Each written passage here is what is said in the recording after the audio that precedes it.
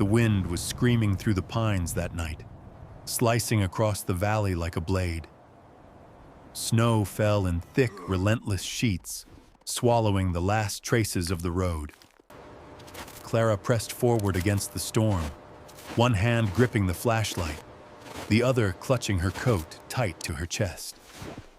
She had gone out only to check the traps along the tree line, but what she found instead was blood on the snow. It wasn't fresh.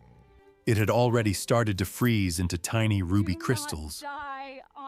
Her breath caught as she followed the trail, each step sinking deeper into the drift until her knees disappeared. The forest was silent except for the hiss of the wind. Then she heard it. A sound so faint she thought she'd imagined it. A whimper, a desperate cracking cry. Clara turned her light toward a fallen pine branch.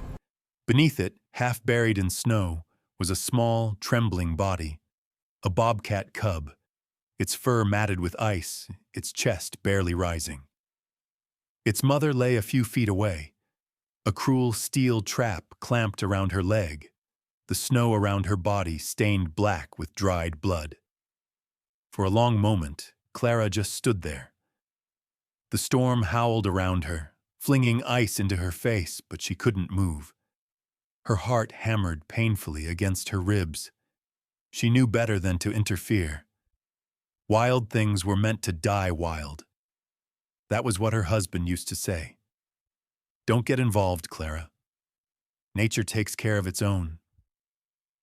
But as she knelt beside the cub, something in its eyes, clouded, frightened, yet stubbornly alive, shattered that thought. It was the same look she'd seen once before, years ago, in the snowstorm that took her son. Her hands moved before her mind caught up. She tore off her scarf, wrapped it around the tiny body, and lifted it to her chest. It was weightless, fragile as breath. The cub gave a weak, shuddering cry, and then went still. Clara held it tighter, whispering to no one, to nothing. Don't you die on me. The forest answered with silence. She turned toward home, trudging through the snow that was now past her thighs, the wind clawing at her face. The path had vanished completely, but she knew the mountain by heart, the shape of its shadows, the rhythm of its storms. Still, something felt different tonight, like the forest itself was watching. By the time she reached the cabin, her fingers were numb, her hair frozen to her face. She pushed through the door, the old hinges groaning, and dropped to her knees by the fire. Steam rose from the cub's fur as she unwrapped it. No movement, no sound. Clara stared at it for a long, terrible minute, then pressed her ear against its chest. Nothing. Then, faint, so faint she almost missed it, a single heartbeat. Her throat closed. "You're still here," she whispered. Outside, the wind began to die down. The snowflakes fell slower, gentler, almost like a hush. In that fragile silence, something in Clara's world shifted. She didn't know it yet, but that heartbeat would change everything.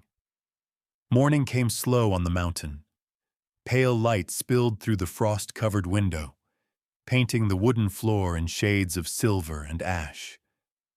Clara stood at the kitchen counter, her hands wrapped around a chipped mug of coffee, steam curling into the cold air.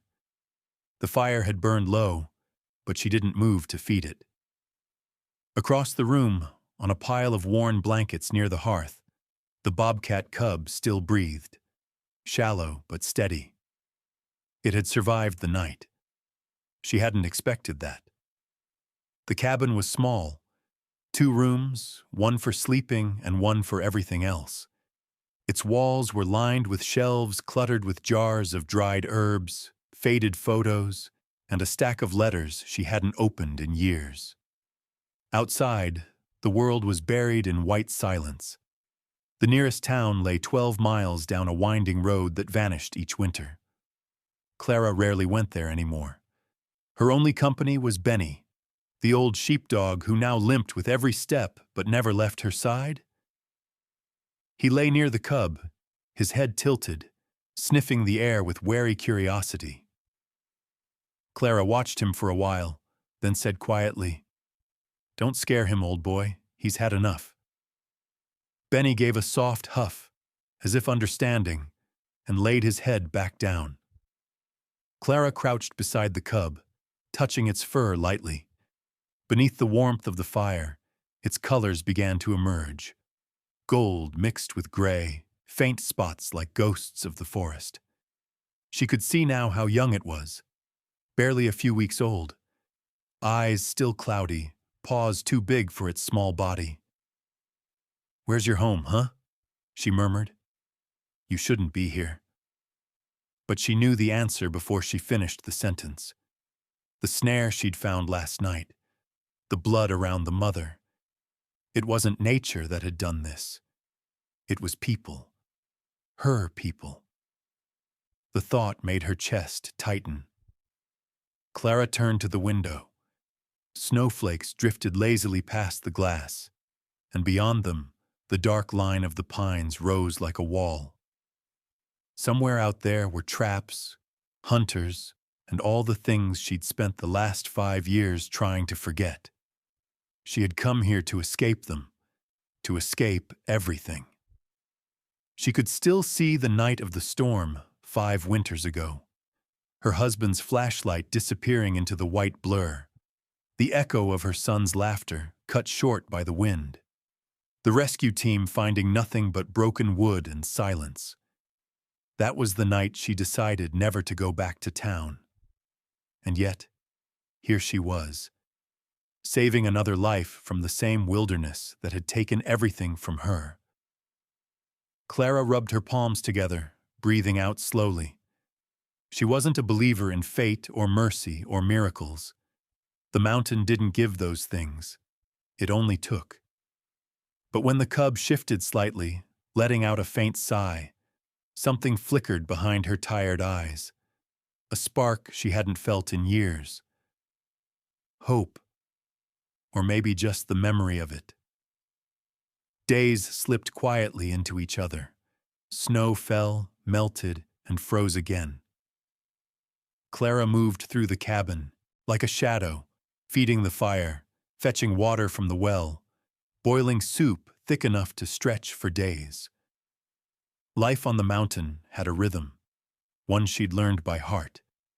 Wake with the cold, work with the silence, sleep with the dark. But now there was something new in that rhythm, a faint, steady breathing that wasn't her own. The bobcat cub began to eat, at first refusing everything but finally licking the broth from her fingers. Clara named him Ash because of his color and because he was what remained after the fire of that night. He slept most of the time, curled into a ball near the hearth. When he dreamed, his paws twitched, and soft, broken sounds escaped his throat. Clara found herself watching him too long, as if afraid he'd vanish when she blinked. The townsfolk would have called her insane. They already whispered enough about her. The widow who talked to ghosts, the hermit who left town after the accident. When she went down to the general store once a month for supplies, conversation always stopped the moment she walked in. Pity in some eyes, fear in others. She didn't mind. Solitude had become her shelter.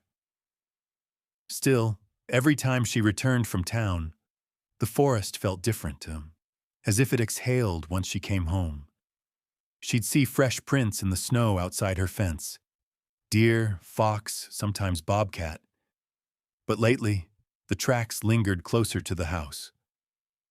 One night she woke to the sound of something moving on the roof. Light, careful steps pacing above her bed. When she stepped outside with her lantern, the woods were still. Only the wind answered. Clara began to sense it then, the feeling that the mountain was watching her, waiting for something. She thought of her husband, Tom, and how he used to say the woods were alive. They remember kindness, Clara, They remember cruelty, too. At the time, she'd laughed, calling it superstition. But now, as she watched Ash lift his head and blink at her with those amber eyes, old eyes, too knowing for a creature so young, she wasn't so sure anymore. The storm outside deepened again, the kind that swallowed sound. She tightened the shutters and added wood to the fire. Ash crept closer, his body low, cautious but curious. He studied her hands as she worked, then slowly reached out a paw, touching her wrist for the briefest moment. The contact was barely there, yet it sent a strange warmth through her, quick and unexpected. Something had shifted. She looked down at him and whispered, "You're not supposed to trust me." He blinked, tilting his head. The firelight flickered, and for an instant, she thought she saw a reflection of herself in those wild eyes, tired, wary, but still fighting to live. Outside, the mountain breathed beneath the snow. The world was frozen, suspended between life and death. But inside the cabin, a single fragile bond had begun to thaw. It happened 3 weeks later, on a morning so still that even the pines seemed to be holding their breath. The snow had hardened overnight into a glassy crust, and every step cracked like bone. Clara woke before dawn, the cabin still wrapped in half-darkness. Ash was gone from his usual spot near the fire. For a heartbeat, panic clawed through her. She checked the corners, behind the woodpile, even beneath the bed. Nothing. The door, she realized, wasn't fully latched. The storm last night must have blown it open. Her chest tightened. She threw on her coat and stepped into the cold. The wind bit her face, sharp and merciless. "Ash!" she called, her voice swallowed by the trees. Nothing but the echo of her own fear. Then, faintly, from somewhere near the stream, came a sound, a short, broken cry. Clara followed it, pushing through snow that reached her knees. The world was a blur of white and shadow. When she finally found him, her heart nearly stopped. The cub had fallen through a thin sheet of ice, his small body trapped halfway in the freezing water. He was clawing weakly at the edge, eyes wide with panic. "Hold on," she gasped, dropping to her stomach. The ice groaned under her weight, spiderweb cracks spreading from her hands. "Hold on, you stubborn thing." She reached him just as the ice gave way. The cold hit like a knife as water surged around her arms. She grabbed him by the scruff and hauled him out, collapsing back into the snow with him pressed to her chest. He was shivering uncontrollably, eyes rolling back. Clara's breath came in ragged bursts, half from fear, half from the cold sinking into her bones. "You stupid little thing," she muttered, but her voice broke halfway through. She wrapped him in her coat, running toward the cabin as fast as her frozen legs would move. Inside, she set him by the fire, rubbing his fur with a towel until her own hands went numb. He wasn't moving anymore. His breathing came in shallow, jerky gasps. Clara crouched low, pressing her forehead against his, whispering words she didn't even realize she remembered. "Stay with me. Just stay." The minutes stretched thin. Outside, the wind rose again, whirling snow past the windows like ghosts. The fire cracked and hissed. Then finally, a sound. A faint cough, followed by a tiny, rasping mewl. Clara exhaled, the relief so sharp it almost hurt. She laughed once, quietly, the sound strange in her own ears. "You're trouble," she whispered. "That's what you are." As she wrapped him tighter, she noticed the old scar along his hind leg, the mark of the trap from that night. It had healed unevenly, like a wound that never quite forgot. And in that moment, she realized something else. Saving him wasn't just a choice anymore. It was a promise. By evening, the storm had quieted into a hush.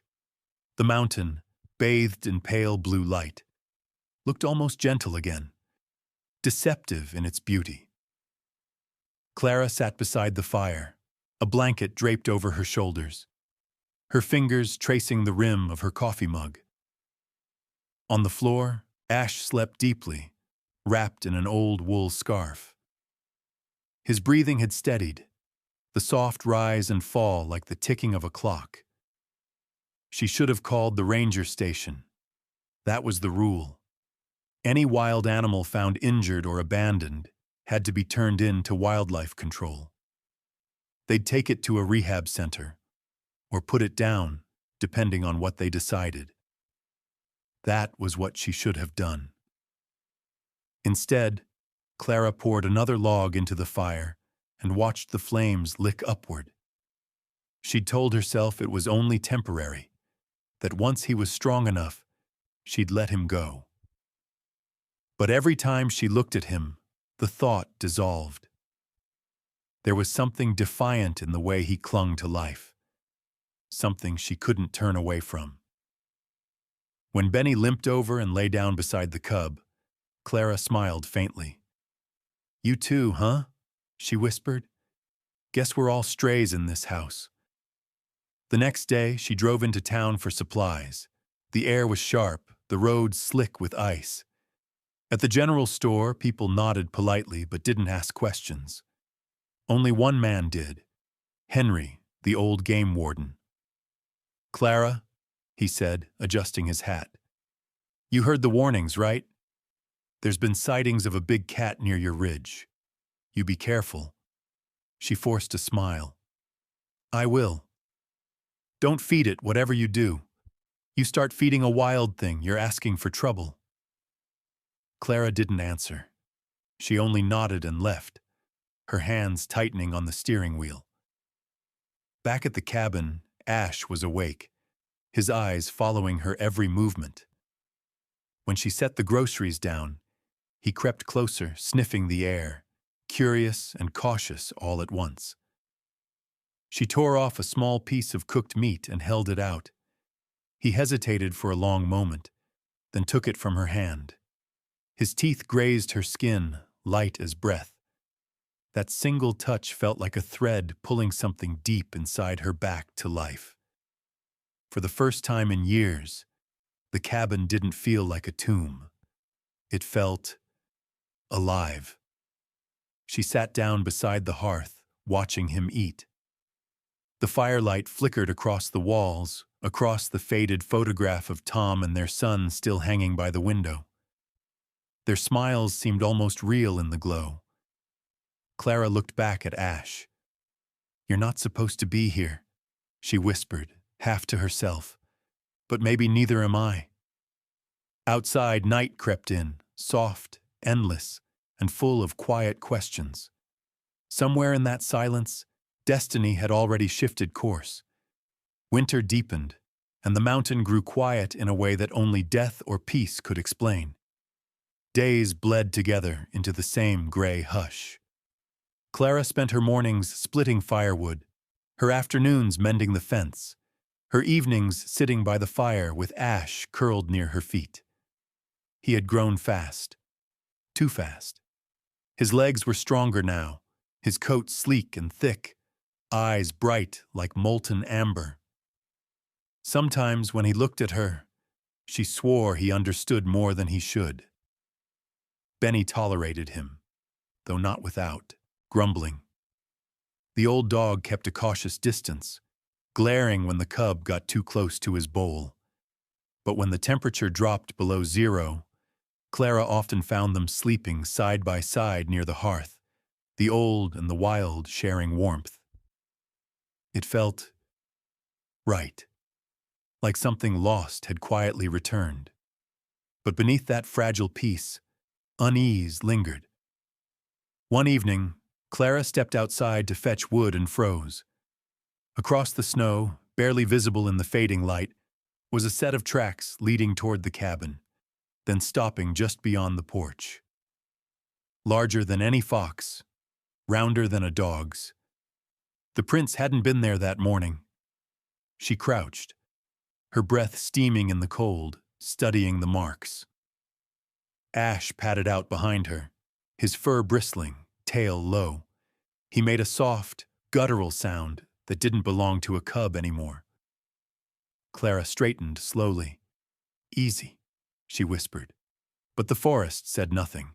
When she told herself it was just another bobcat, she didn't believe it. There was something else moving through those woods, something watching.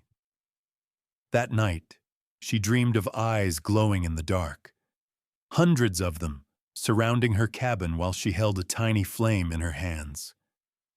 When she woke, her heart was racing, her palms cold with sweat.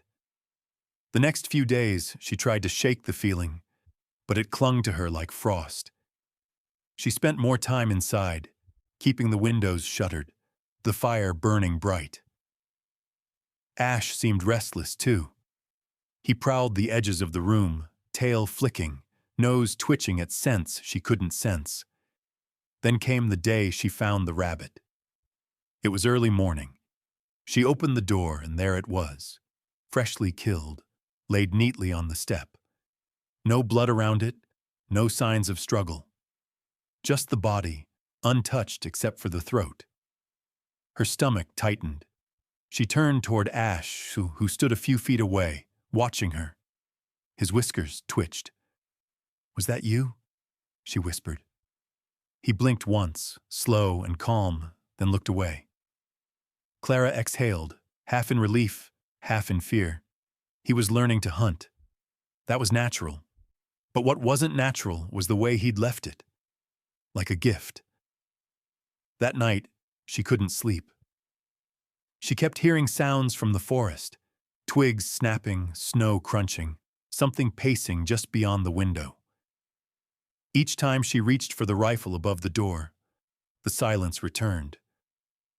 When dawn came, she found more tracks near the fence, the same large ones as before. The mountain had always been quiet, but now it felt alive again.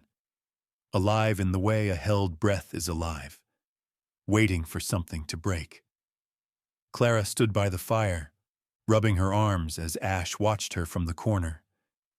His gaze was steady, unblinking, as though he too felt the invisible thread tightening between them and the wilderness outside. For the first time, she wondered if she'd made a mistake. Weeks passed. The snow piled higher, the paths vanished, and the outside world seemed to drift further away. Clara didn't mind. The mountain had become her universe. White skies, frozen rivers, the slow rhythm of survival. Ash had grown into something beautiful and dangerous. His movements had a grace that felt almost deliberate, every muscle fluid under his winter coat. Sometimes, when the firelight caught him just right, she saw not a cub but a shadow of what he'd become. A creature of the wild, untamed and powerful. He no longer slept beside the hearth, but near the window, always facing the woods. When she called his name, he would glance at her with that strange, unreadable intelligence before looking away again. Still, there were moments when he was just a cub again, when he'd nudge her hand for food or stretch his paw to bat at the broom she used. Clara laughed more these days, small, startled laughs that felt foreign to her throat. The sound filled the cabin like sunlight through frost.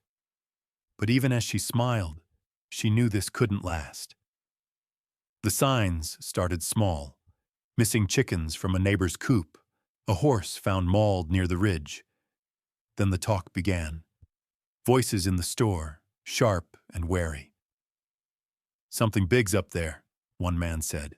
"A cat, maybe, not afraid of people." "Tracks all over," another added. "Someone's been feeding it." Clara had stood silently in the aisle, hands tightening around her basket. She could feel their glances like knives. The townsfolk always remembered too much. That night, she dreamed of fire. Her old house burning, her son calling out from within the smoke.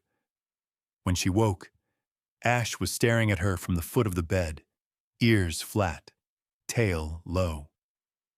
She reached for him instinctively, but he slipped back into the shadows before her hand could touch his fur. The next morning, Henry, the game warden, stopped by. His truck crunched up the drive, scattering a wave of snow against the porch. Clara stood at the door, heart thudding. "Morning," he said, eyes scanning the yard. "We've had complaints. Animals missing, fences torn down. Thought I'd take a look around." She forced a smile. "I haven't seen anything unusual."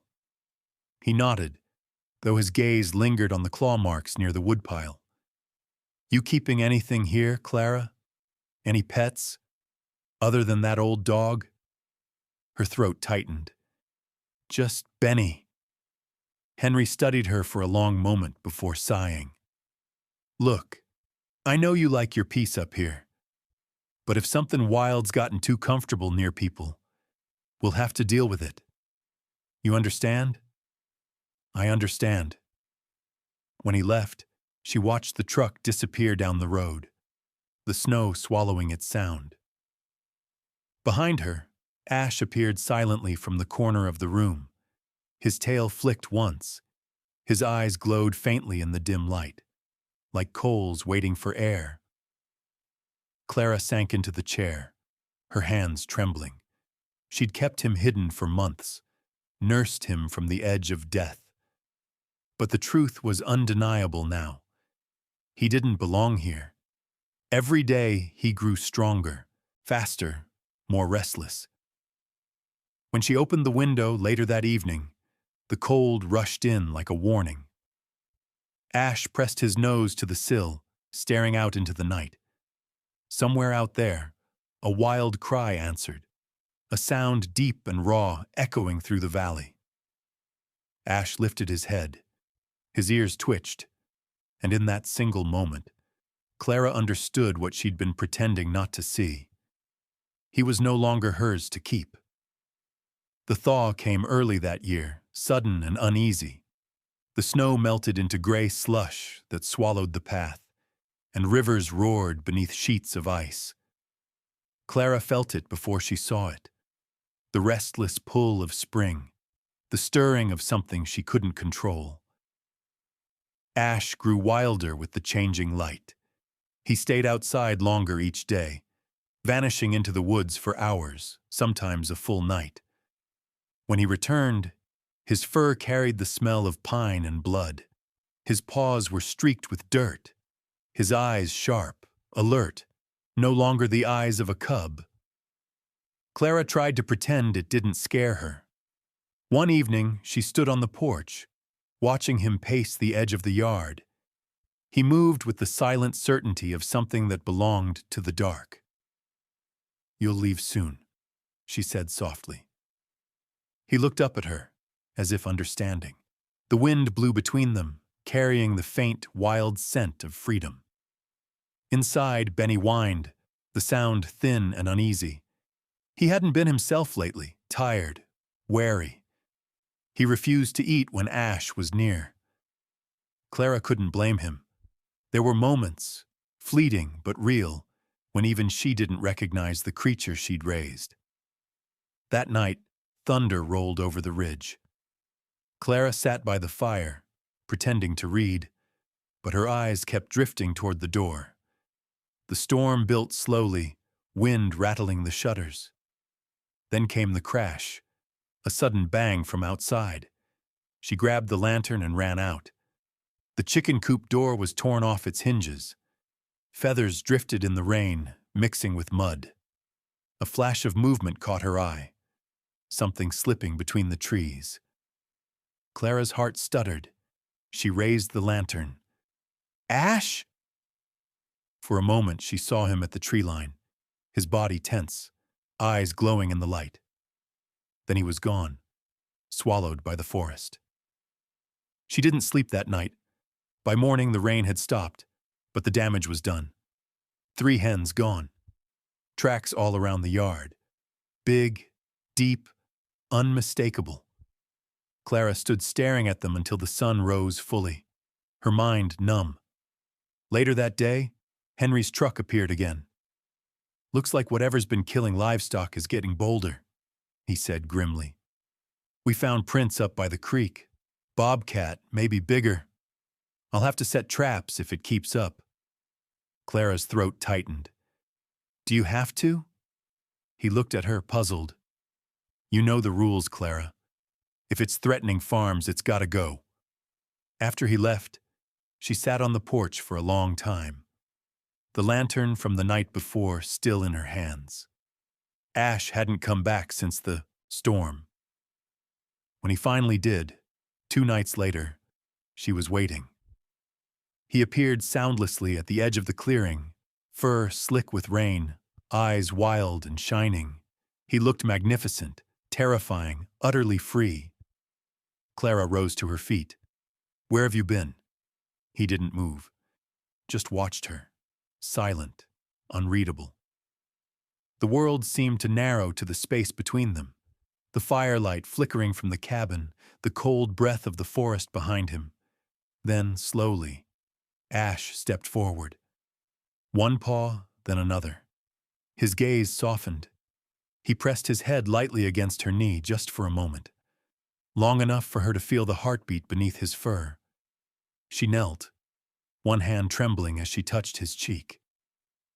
"You came back," she whispered.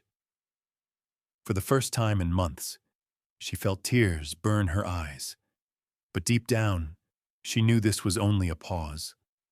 The world would not let a creature like him stay tame. And when the traps came, and they would come soon, one mistake could end everything. Still, she whispered to him, as though the mountain might be listening, "Whatever happens, I won't let them hurt you." Outside, the wind carried the faintest echo of a growl through the trees. The mountain had heard her promise. The trap appeared 3 days later. Clara saw it glinting in the early morning sun, half buried beneath the frost near the old maple tree. She froze, breath caught in her chest. It wasn't there yesterday. Someone had come up the ridge during the night. She knelt, brushing snow off the steel jaws. Cold metal bit into her glove. The tag tied to the chain read, "Property of Vermont Wildlife Service." Her stomach twisted. Henry had made good on his warning. She stood there for a long moment, the mountain silent around her. The air was still, too still, like a held breath. Then a sound, a faint rustle from the trees. She turned sharply, hand instinctively reaching for the rifle slung over her shoulder. A shadow flickered between the pines. For a heartbeat, she thought it was Henry again, but then came a sound she knew by heart, a low growl, deep and trembling. "Ash," she whispered. He stepped out of the shadows, larger than she remembered, his fur sleek and wet from the melting snow. His eyes caught the sunlight, burning gold. He moved like a ghost, silent, powerful, and wary. Clara's throat tightened. She'd waited for him, prayed he was safe, but now that he was here, she felt only fear. Not of him, but for him. "Don't come closer," she murmured, glancing at the trap between them. "Please." But Ash tilted his head, confused. He took another step, paws sinking softly into the snow. Clara's heart hammered. "Stop!" she cried, louder this time. The sound startled him.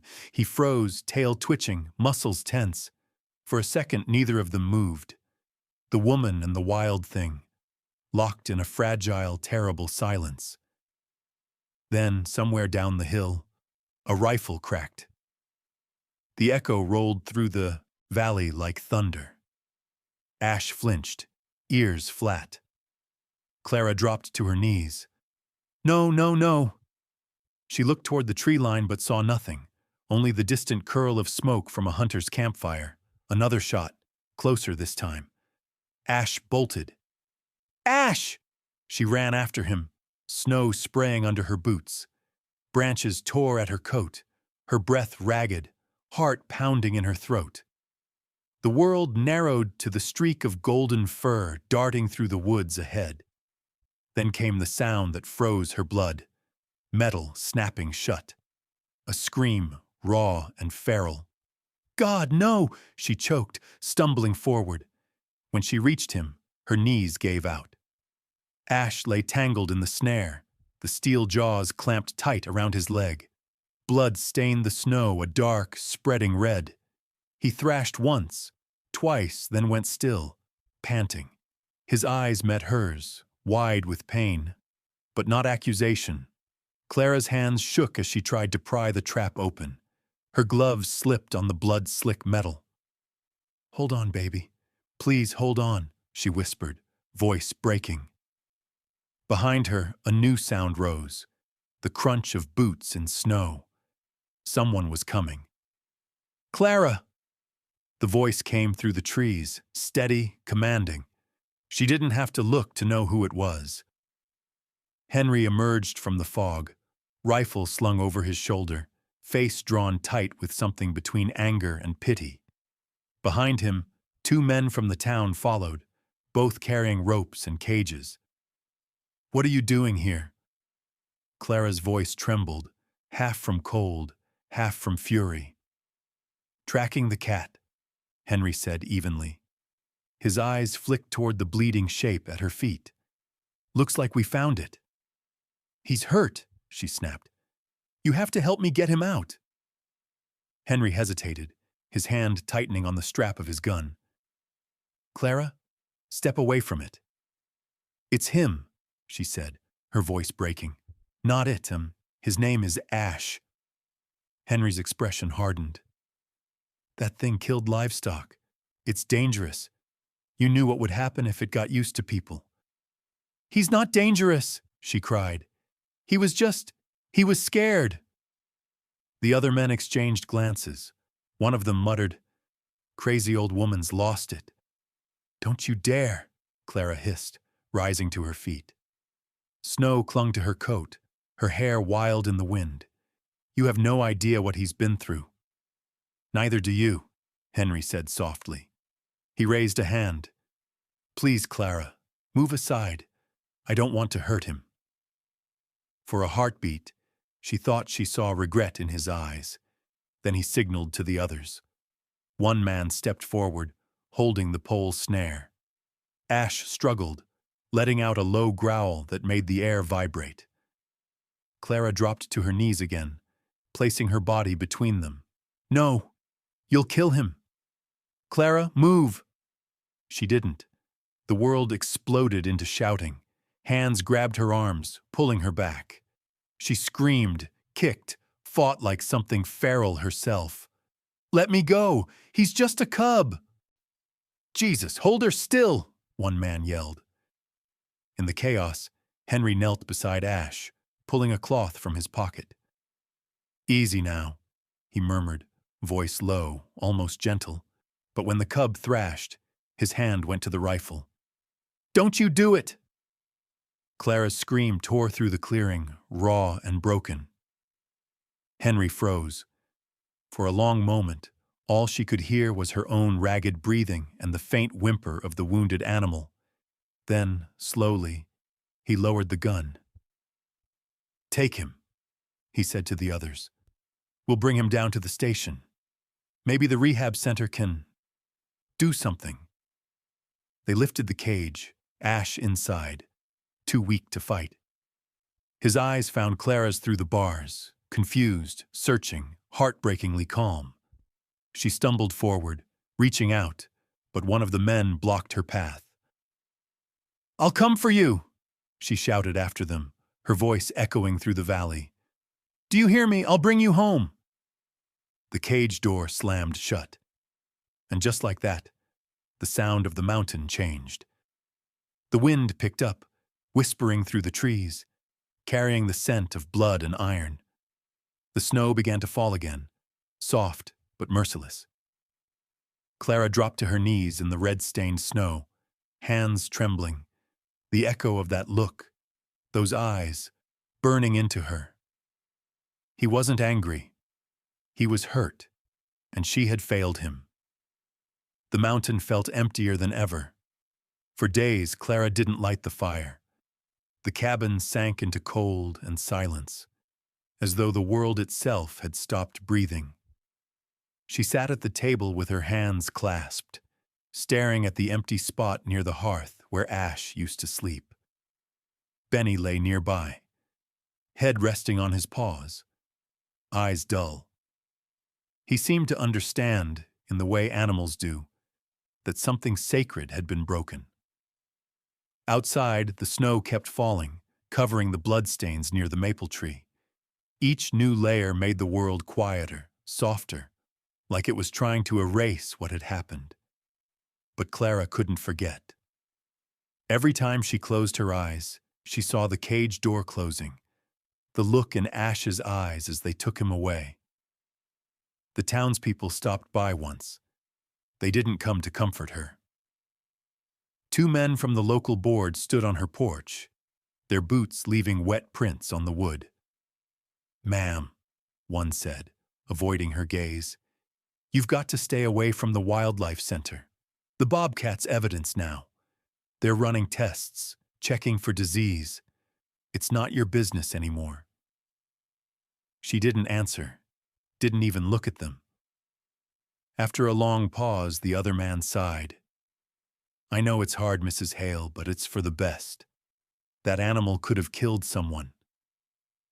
Clara shut the door in their faces. That night she dreamed of the storm again, the one from years ago.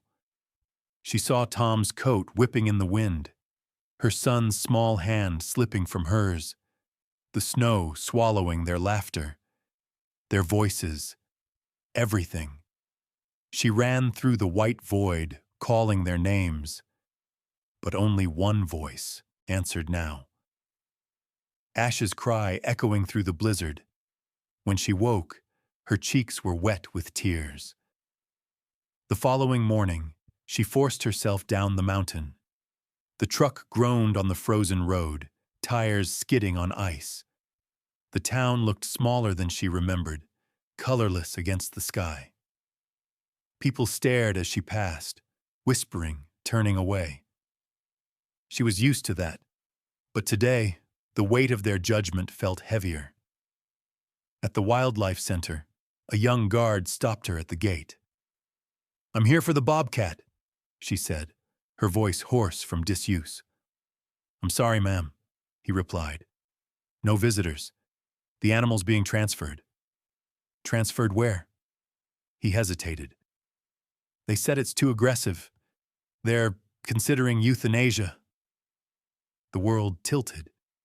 Clara gripped the metal fence to keep from falling. "No," she whispered. "You can't.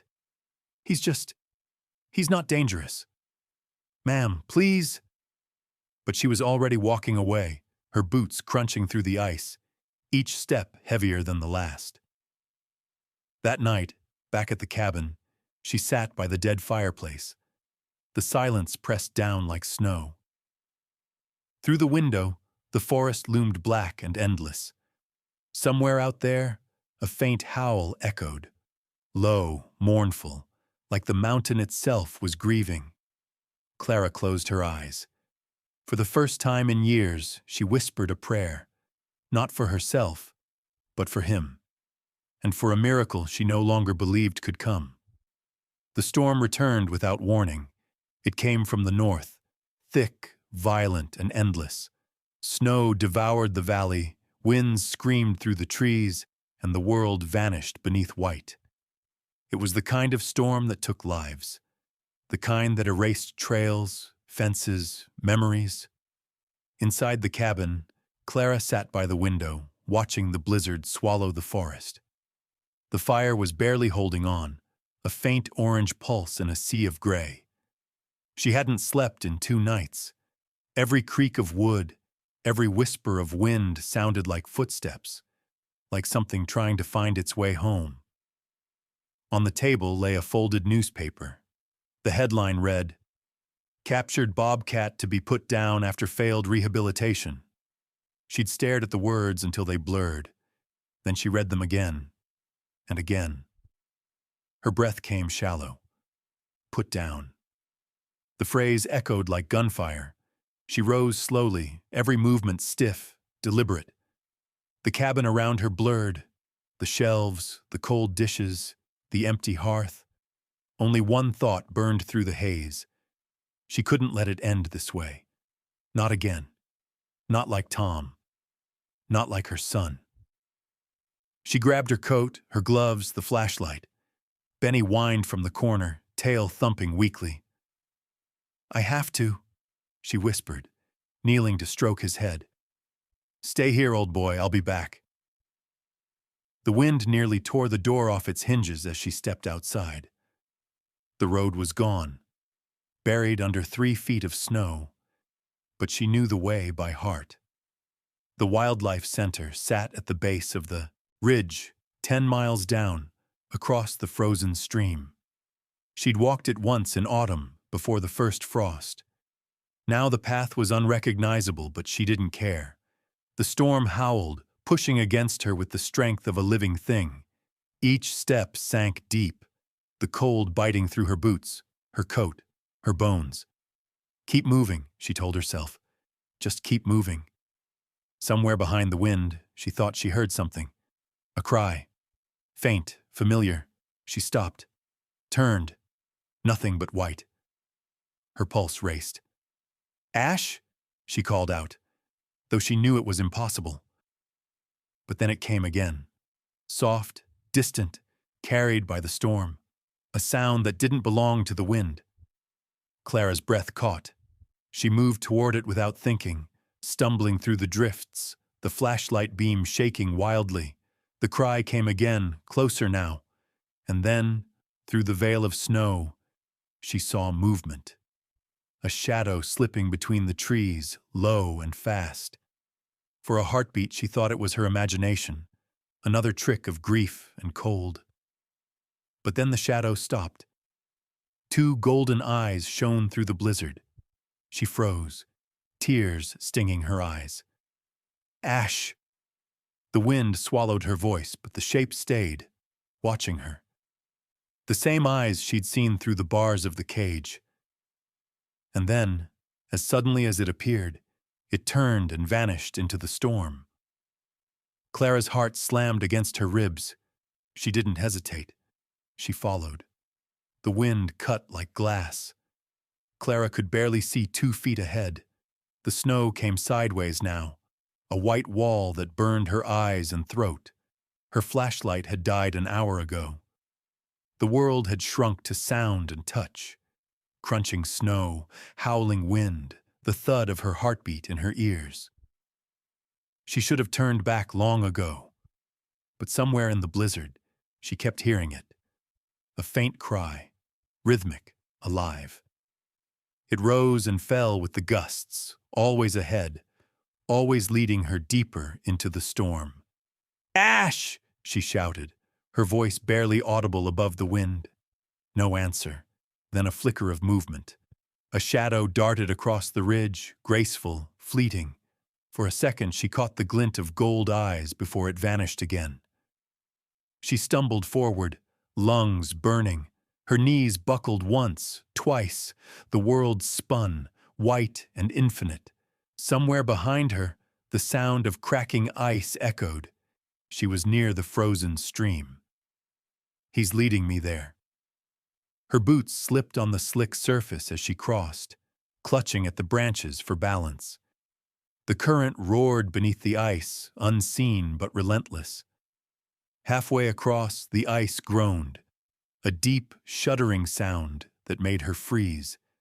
Then it gave way. The world dropped out beneath her. Cold water swallowed her with a violent gasp. It hit her like knives, ripping the air from her lungs. She clawed upward, breaking the surface, gasping, her arms flailing against the chunks of ice. "Help!" The word tore from her throat, ripped away by the storm. Her fingers caught the edge of the ice. She tried to pull herself up, but her coat dragged her down. The current tugged at her legs, pulling her toward the dark. And then, a blur of movement. Something hit the ice near her with a heavy thud. Claws scraped. A low growl cut through the roar of the river. Clara lifted her head, blinking through the freezing spray. Above her, standing on the jagged edge of the ice, was Ash. He was bigger now, his fur whipped by the wind, muscles coiled, eyes burning with impossible light. He let out a roar, not the frightened cry of a cub, but the wild, full voice of a grown bobcat. "Ash!" she gasped.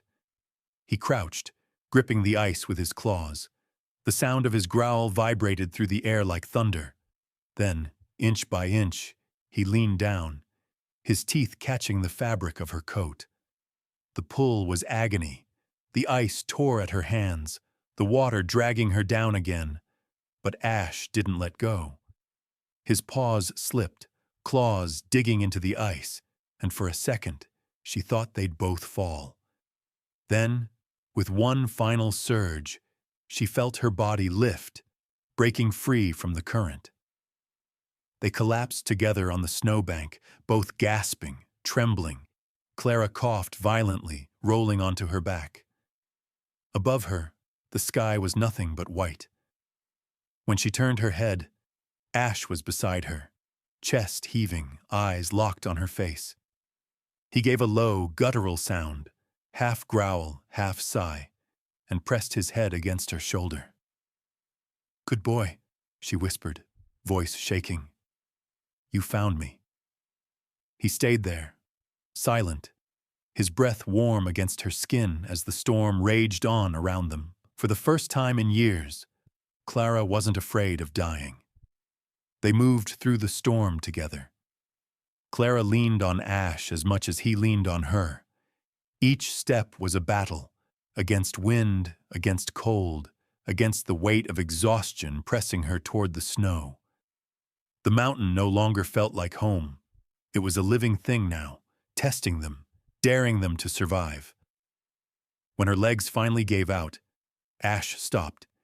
He turned, nudging her with his head, his fur thick with frost. She tried to stand, but her body wouldn't obey. "Go," she whispered, her breath trembling. "Save yourself." But he didn't move. Instead, he pressed his body against hers, sharing his warmth, shielding her from the wind. His fur smelled of pine and smoke and something wild, something older than mercy. Clara buried her face into his neck, her tears freezing instantly against his coat. "Not again," she whispered. "I can't lose you too." The storm answered with silence. Hours blurred. The wind shifted, carrying the faint scent of cedar. Clara lifted her head, blinking through snow crusted in her lashes. A shape loomed ahead, a dark hollow in the hillside, a cave. With the last of her strength, she crawled toward it. Ash followed, his body low, cautious. Inside, the air was thick with the smell of damp earth and old stone. The walls dripped with melting frost, the floor layered with dry leaves, blown in from storms past. Clara collapsed near the back, her body shaking uncontrollably. Ash paced the entrance, his breath steaming in the cold air. For the first time, she could see the full weight of him, the curve of his muscles, the scars along his flank, the wild light in his eyes. He wasn't the fragile cub she'd found in the snow. He was something else now, something untamed, magnificent. And yet, when he turned toward her, his gaze softened. She held out a trembling hand. "Come here." He hesitated only a moment before stepping forward. Slowly, carefully, he lay down beside her, his head resting near her shoulder. The warmth of him seeped through her soaked clothes. "Remember," she murmured, her voice weak, "the night I found you? You fit in my arms like a breath. I thought I saved you that day." her eyes filled with tears. But maybe you were the one sent to save me. Ash made a low, rumbling sound, a purr, rough and deep. It echoed through the cave, steady, alive. Clara smiled faintly, her fingers brushing through his fur, her pulse slowing in rhythm with his. Outside, the storm howled on, but it no longer felt cruel. It was just the world breathing, loud, wild, eternal. The cave became their heartbeat, the flicker of her lantern, their fragile sun. Clara closed her eyes, exhaustion pulling her down, but she wasn't afraid anymore. She knew somehow they would make it through the night. And if they didn't, at least they would face the end together. When morning came, the world was white and silent again. Clara opened her eyes to the dim light filtering through the cave's mouth. The storm had passed. The wind was gone, replaced by a soft, fragile calm. Her body ached with cold, but she was alive. That realization hit her like sunlight through ice. She turned her head. Ash was still beside her, his chest rising and falling slowly. Frost clung to his whiskers, his fur glimmering pale under the faint light. For a moment, she just watched him breathe. Every exhale was proof that the night hadn't won. But something was wrong. He wasn't moving as much as before. His breaths came shallow, labored. Blood stained the snow near his hind leg. A wound reopened, the old scar torn apart by the struggle through the storm. "No," Clara whispered, pushing herself upright. Her hands shook as she pressed her coat against the wound. "Stay with me, baby. Please." Ash stirred weakly, his eyes fluttering open. They met hers, steady, golden, full of quiet knowing. "You saved me," she said, her voice breaking. "Now let me save you." He made a low sound, almost like a sigh. Then slowly, he pressed his head into her palm. His warmth was fading. Clara's tears fell onto his fur, freezing the instant they landed. "I'm sorry," she whispered. "I should have protected you." Outside, the sun broke through the clouds, scattering light across the snow. The cave glowed, faintly, the ice at its mouth shimmering like glass. Clara felt something stir in the air, something ancient, tender, and vast. For a brief, impossible moment, she could swear the mountain itself was breathing with them. Ash blinked once, then twice. His breathing steadied. His body trembled, and he pushed himself upright, one paw at a time. Clara gasped, watching him stand. The wound was still bleeding, but his eyes burned bright again, brighter than she'd ever seen. He looked toward the light. "Go," she said softly, tears streaking her frozen cheeks. "Go home." But Ash didn't move. He turned back to her, stepping close, and rested his head against her chest. She could feel his heartbeat, slow, strong, steady. It pulsed like the mountain beneath them. Then he turned and walked toward the sunlight. Each step left a dark print in the white snow. Clara followed, crawling to the cave's mouth. Outside, the forest glittered beneath the rising sun. Steam curled from the snow where the light touched. Ash stood at the ridge, the wind lifting his fur. For a moment, he looked back just once, and she saw everything in that glance. The cub she'd saved, the wild heart that refused to die, the bond that no storm could break. And then he was gone. The snow swallowed his tracks, but Clara stayed there, staring into the brightness until her eyes burned. She felt the cold sink deep, but she didn't care. For the first time since that night 5 years ago, the silence didn't hurt, because now she knew he'd found his way home, and somehow, so had she. The storm had washed the world clean. For 3 days, Clara stayed in the cabin, recovering by the fire. The burns on her hands had begun to heal, though her joints still ached from the cold. Benny rarely left her side, resting his head on her lap as if afraid she might vanish too. Outside, the snow glittered under sunlight, sharp and blinding. The trees, stripped bare by the wind, looked like bones jutting from the earth. It should have felt empty, but somehow it didn't. There was a stillness now, a peace that had nothing to do with silence. Clara poured herself a cup of tea and carried it to the porch. The wood creaked beneath her boots. From here she could see the ridge where the cave had been, a faint scar of darkness carved into the white. That was where she'd last seen him. Ash. She said his name under her breath, as though the mountain might echo it back. The memory of that morning came in flashes, the warmth of his fur, the sound of his breathing, the way the light had turned him to gold. She could still feel the ghost of his heartbeat under her palm. He was gone, but the world didn't feel cruel for it. Not anymore. When she went into town a week later, people stared. The local sheriff stopped her outside the post office, his brow furrowed. "Heard you were caught up in the storm. Thought we'd lost you."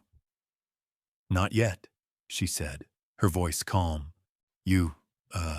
He hesitated. "You hear about that bobcat? The one they were going to put down? Turns out it escaped the holding pen during the storm. Broke clean through the wire fence. Nobody's seen it since." Clara's fingers tightened around her coat sleeve, but she said nothing. The sheriff shrugged. "Guess nature decided to handle it." Maybe it did.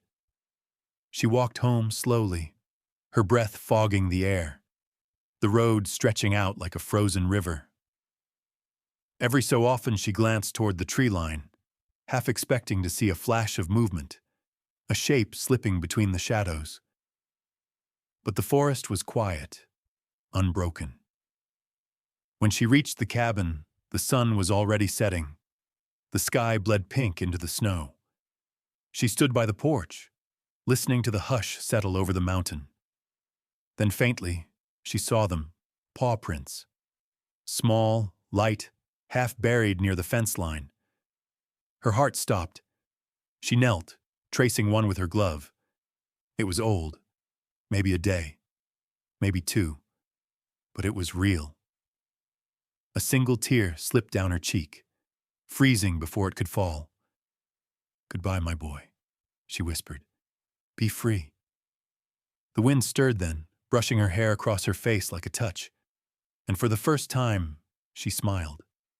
Spring came quietly to the mountain that year. The snow melted slower on the ridge, feeding the stream that once almost swallowed her. The air smelled of wet earth and pine sap. Birds returned, timid at first, then in waves, filling the silence with their fragile songs. Clara moved through her days differently now. She spoke to Benny more, hummed while she cooked, left the window open even when the wind was sharp. The world no longer felt like a punishment.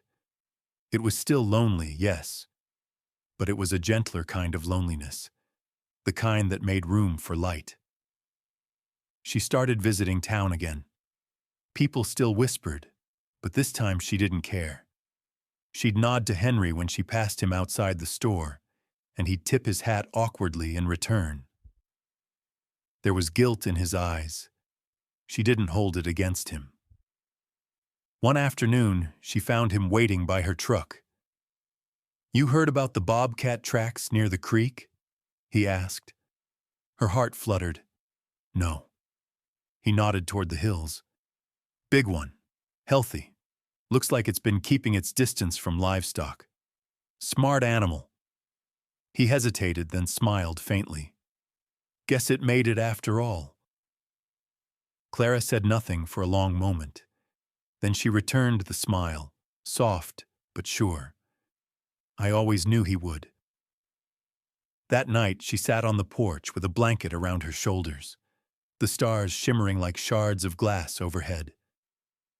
The forest stretched before her, black and endless. She listened to the wind, to the creak of the trees, to the soft rhythm of life continuing. For a while she thought she heard footsteps, the light, steady tread of paws moving through underbrush. She didn't turn, didn't need to. Instead, she whispered, "You're safe now." A hush followed, as if the mountain itself paused to listen. Then the wind shifted, and a faint shape appeared beyond the trees, a silhouette half hidden by moonlight. It lingered only for a breath, then melted back into the dark. She closed her eyes, smiling through tears she didn't bother to wipe away. Later, she began to write again. Not letters this time, but a journal, short notes about the weather, the soil, the sound of the river. And sometimes, she'd add small things that only she and Ash would understand. April 14th, found paw prints near the orchard. April 18th, heard something breathing outside the window at dawn, not afraid. April 27th, snow finally gone. Feels strange to see green again. With each entry, the ache in her chest eased a little more. She wasn't waiting anymore. She was remembering, and remembering, she realized, was its own kind of prayer. By early summer, the mountain had changed completely. The snow was gone, the rivers ran clear, and wildflowers bloomed where ice once ruled. Clara spent her mornings tending the small garden behind the cabin, her hands buried in soil instead of grief. The tomatoes were growing crooked, the beans stubborn, but she didn't mind. Life, she'd learned, didn't have to be perfect to be good. Sometimes she'd catch herself glancing toward the ridge, the one where the cave lay hidden. The memory of that night was still sharp, but it no longer hurt. It was a wound that had finally turned into a scar, something she could touch without bleeding. One morning, while checking the fence, she found something in the grass, a single feather, gray with faint streaks of gold, not from any bird she knew. She picked it up gently, turning it in her fingers. The sunlight caught on it, glinting like the edge of memory. She smiled. "Still watching me, aren't you?" Benny barked once, wagging his tail as if agreeing. Later that day, she hiked up the ridge, slowly, carefully, following the trail she and Ash had once taken together. The forest was alive again, bees humming, branches swaying, the smell of sap thick in the air. Every sound, every movement felt like a heartbeat she could finally hear again. When she reached the clearing near the cave, she stopped. The entrance was smaller now, half hidden by moss and wild ferns. Time had softened it, but near the mouth of the cave, just beneath a tall pine, she saw something that made her breath catch. Tiny flowers, white and delicate, had bloomed in a perfect circle. She knelt beside them, brushing the petals lightly with her fingertips. They grew right where the snow had been stained red that night. "Thank you," she whispered. The breeze shifted, carrying the scent of rain. A distant cry echoed through the valley, low, wild, familiar. She lifted her head, her pulse quickening. For a heartbeat, she thought she saw movement beyond the trees, a sleek, golden figure slipping through the tall grass. Her eyes filled with tears, but her smile didn't fade. He didn't need her anymore. He was where he belonged, and maybe so was she. When she returned home, the first drops of rain began to fall. She stood on the porch, letting them soak her hair and face. The sky opened, washing the dust from the earth, the ash from her heart.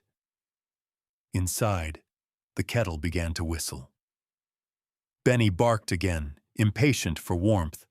Clara laughed softly, stepping back into the glow of the cabin. Behind her, through the silver rain, paw prints shimmered briefly in the mud, then disappeared.